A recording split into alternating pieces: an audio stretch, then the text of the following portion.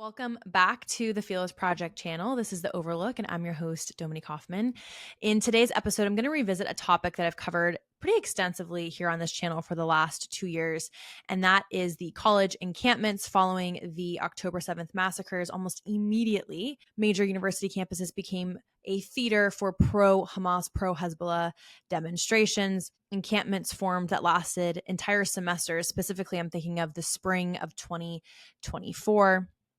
And at the time, the Biden administration had very little to nothing to say about these college encampments, largely because these neo-Marxist students made up a pretty significant part of the Democrat voting bloc, which the Biden administration, which then turned into the Harris ticket, needed if they wanted a chance to win the 2024 elections. So because of that, and because of the heavily politicized nature of the conflict with Israel, the Biden administration turned a blind eye to it.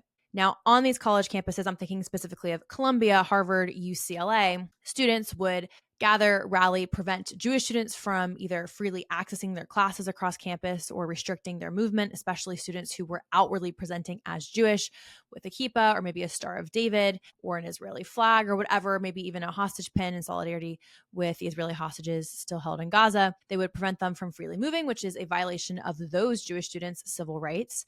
And they also disseminated Hamas and Hezbollah material, as in straight from the terrorist organizations. And there was pretty heavy suspicion, even early on, that many of the Students for Justice in Palestine chapters across the United States were tipped off or aware of the fact that October 7th or some sort of an attack was going to happen because they were at the ready very early on. I believe some schools in Florida have been under investigation for that and their Students for Justice in Palestine chapters. There's been quite a few stories covering this. The most famous being that of Mahmoud Khalil, the Columbia University graduate student who essentially self-appointed himself as the mediator between the Students for Justice in Palestine or other pro-Hamas student organizations and their campus faculty and staff. Because essentially, the strategy of these pro-Hamas student organizations was to, through attrition, try and pressure their schools to divest from Israel. Now, through attrition being, again, terrorizing or harassing Jewish students, preventing students from using their institutions' libraries or student living centers, and essentially mimicking the same tactics of the actual terrorist organizations in the Middle East, which often use attrition to try and bend the will of their enemy. So Mahmoud Khalil, for example, was a self-appointed negotiator, whatever that means, and the Trump administration essentially said, yeah, no, under our new executive order, this constitutes as domestic terrorism. You're here on a green card, and therefore you can be deported. Your green card can be revoked. He had married an American, and that was under immense debate in the political arena in the spring of this year. Since then, Marco Rubio, who I love, has revoked the visas of over 6,000 foreign students. So first, we're going to look at the executive order that Trump signed within the first day or two of being in office that addresses these students who come from different countries from around the world. They have the privilege of studying at some of the most prestigious institutions, including that of Columbia or Harvard, that most American students cannot get into because of their multiculturalism initiatives. And they get degrees from these Ivy League schools, all while protesting the West, protesting America, and calling for not just America to divest from Israel, but for the fall of the West, for the overthrowing or the revolution, the neo-Marxist revolution here in the United States, to overthrow capitalism, democracy, et cetera, et cetera. So the Trump administration came in after the Biden administration and said, yeah, no, enough. If you have the privilege of getting a degree for free, by the way, here in the United States, and you are here with a student visa, that visa can be revoked. So let's look at that executive order, which I think is genius. I'm surprised that this was not something that was already on the books, not that the Biden administration would have enforced it. Anyways, so the executive order was signed January 20th. Okay, so literally the day that Trump entered office. And its title is Protecting the United States from Foreign Terrorists and Other National Security and Public Safety Threats. And the part that really pertains to what we're talking about is Section 1B. To protect America, the United States must be vigilant during the visa issuance process to ensure that those aliens approved for admissions into the United States do not intend to harm Americans or our national interest. Again, if you're coming to the United States and either you are sympathetic or you are in support of Hamas or Hezbollah designated terrorist organizations, you are then a threat to our national security interests. You're just here and you have the privilege of studying in the United States, which again, the hypocrisy of that, like calling for the demise of the United States as a democracy, as a beacon of freedom, calling for the end of capitalism, all while you are benefiting from the entire apparatus of the West and the great United States of America, is insanity to me. That's part of the ideological indoctrination and just ideological possession of the youth here in the United States. But more importantly, the United States must identify them before their admission or entry into the United States. And the United States must ensure that admitted aliens, so this is the part where Rubio is revoking, and aliens otherwise already present in the United States do not bear hostile attitudes towards its citizens. So white American Christians, Mahmoud, Khalil, and other anti-American protesters, our culture, so our Judeo-Christian culture here in the West, our government, our institutions, so these universities, or founding principles, and do not advocate for, aid, or support designated foreign terrorists and other threats to our national security. So if you identify as an enemy of natural-born citizens, our culture, our governments, our institutions, such as these schools, and or you support designated terrorist organizations, you are then in violation of your visa because that is an inherent threat to the United States and our security. And so under this executive order, which I think is genius, again, I was really, really excited to see Trump sign this on his first day in office. We now have Rubio enforcing this. And this is something that's not being talked a lot about. And this could be a whole other podcast episode, but something that has continually frustrated me about the new media space and the new right is people are so preoccupied with constructing a narrative about Israel, with constructing a narrative about Zionists and the Jews and yada, yada, that they've aligned themselves with the Islamic world, just in the same way as the neo-Marxist left. But they've also failed to champion the sweeping victories and successes of the Trump administration. And I think this is one of them. All right, so we're going to watch some news coverage of this, and then we'll get into some of the other legal battles surrounding the college encampments and where we're at now with the Trump administration. Okay, and again, like this just makes sense, right? If you're applying to come to the United States and you hate the United States, whether you're coming from China and you have a pro-communist bent, or you're coming from the Middle East or the MENA region where you adhere to ideas of Islamism or Islamic authoritarianism or anti-American sentiments, which is all, again, rooted in neo-Marxism, then you should not be permitted to enter the United States. That's a privilege, right? Going to a university is a privilege, especially for our own citizens. So if you are coming into the United States, that's an even greater privilege. And so the Trump administration is really cracking down on this. Of the 6,000 visas, so some of it's for illegal activity, et cetera, a few hundred is because of direct ties. We have this BBC article here. So the U.S. State Department revokes 6,000 student visas. The State Department says that the vast majority of the violations were associated with assaults, driving under the influence, DUI. These are college campuses. That makes sense. Burglary and support of terrorism.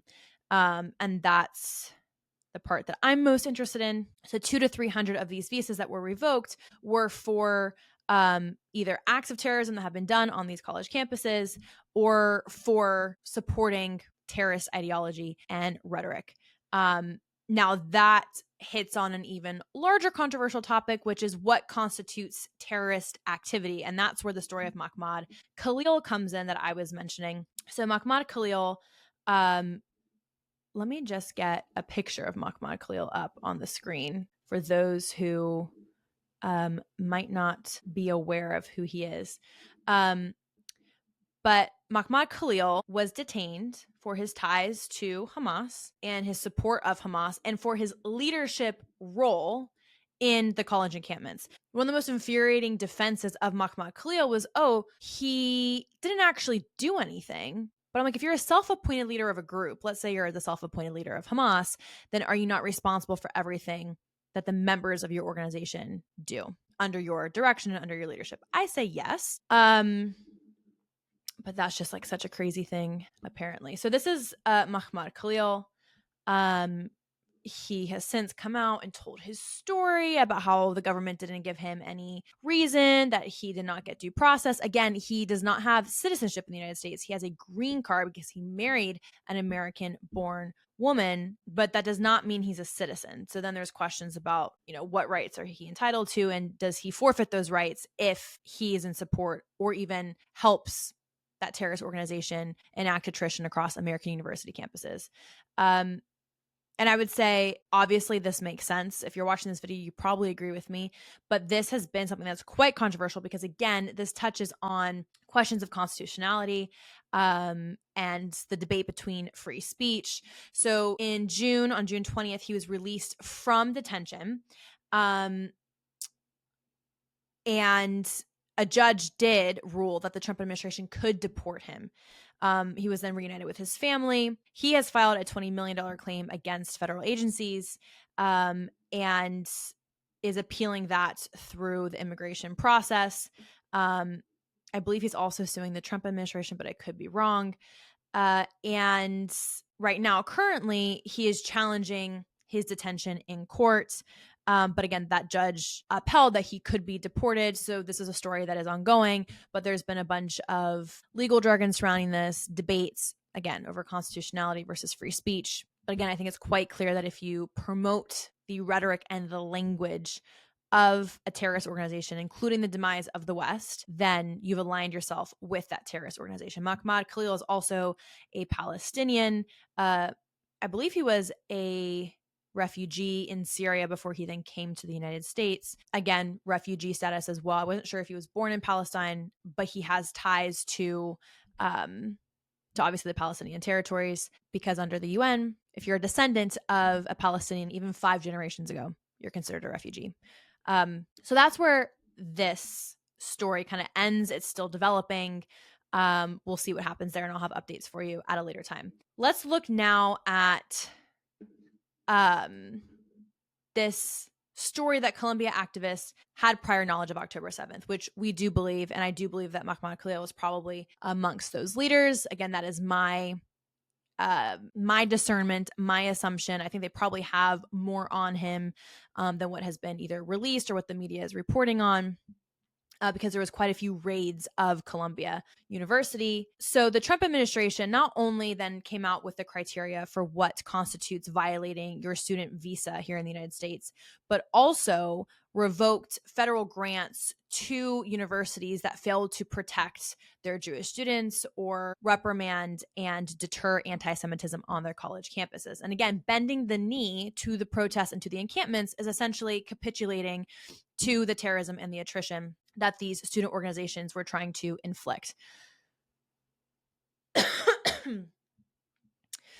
Okay, so there's this really fascinating article, and this is the hard part, is that it's hard to prove that these universities or these student orgs had prior knowledge. But there is this news article from back in March reporting on a federal lawsuit that alleges the leaders of pro-Palestine student groups at Columbia University had advanced knowledge of October 7th and responded in real time with coordinated propaganda campaigns designed to support and amplify the terror group's message on U.S. soil, which I do believe is likely. Again, a lot of these lawsuits are still in the process.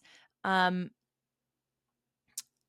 this here, they also report that the Trump administration cancels over $400 million in federal grants and contracts to the New York University, citing the school's alleged failure to protect Jewish students from anti-Semitic harassment linked to pro-Palestinian activism. And I've actually had a lawyer who is representing a few of the Columbia students here on the channel talking about the legality of what went down. And because Columbia is also a private school, even though they receive federal grants, there's also different constitutional criteria that Columbia then has to meet because it's a private university and these students pay private tuition because it's not a public university. All right. So the Trump administration also canceled federal grants to Harvard, I believe to the tune of over a few $1 billion in total. And I believe the court today ruled, on September 3rd, that it was unlawful for the Trump administration to cancel Harvard's research grants. Yes. So a federal judge on Wednesday ruled that U.S. President Trump's unlawful termination of $2.2 billion in grants awarded to the University of Harvard can no longer cut off research funding to the prestigious Ivy League school.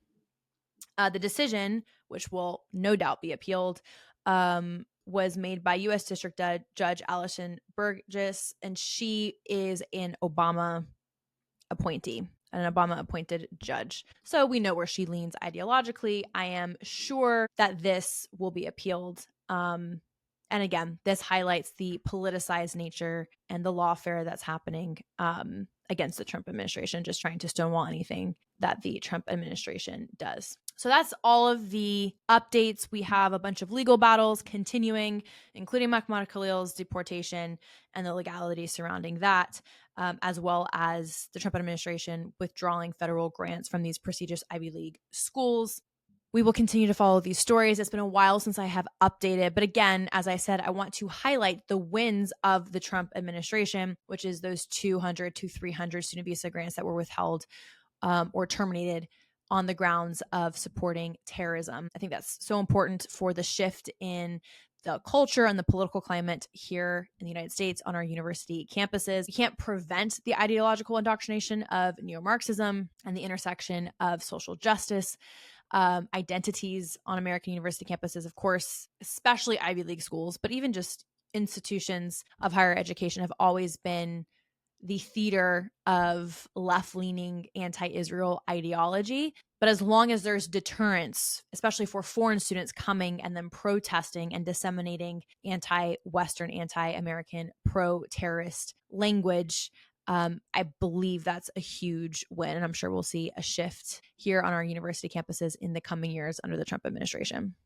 So with that, I'm going to leave you guys. I hope you enjoyed today's episode. Please like, comment, and subscribe to the Fearless Project channel, and I will see you in the next episode.